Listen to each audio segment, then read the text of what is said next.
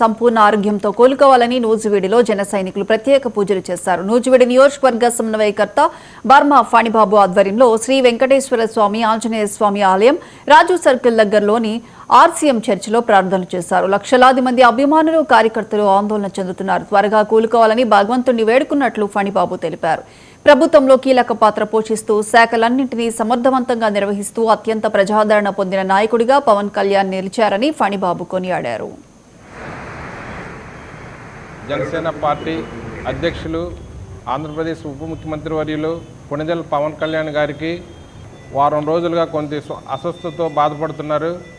17వ తారీఖు అన్ఎక్స్పెక్టెడ్గా హైదరాబాద్ వెళ్ళి టెస్టులు అవన్నీ చేయించుకొని ఒక చిన్న సర్జరీ చేయించుకొని నిన్న డిశ్చార్జ్ అవ్వడం జరిగింది.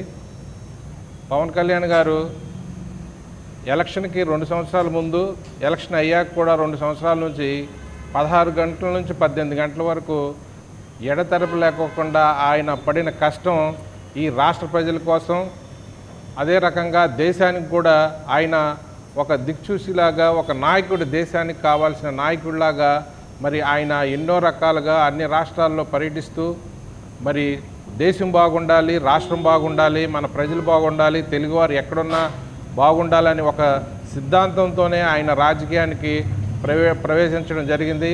అట్లాగే ఆయన తీసుకున్న శాఖల్లో కూడా మరి అన్నిటికీ 24 గంటలు కష్టపడుతూ ఆ శాఖల ముందుండి దేశంలోనే ఆ శాఖలకి అవార్డులు రావటం మరి పవన్ కళ్యాణ్ గారికే సాధ్యమైంది.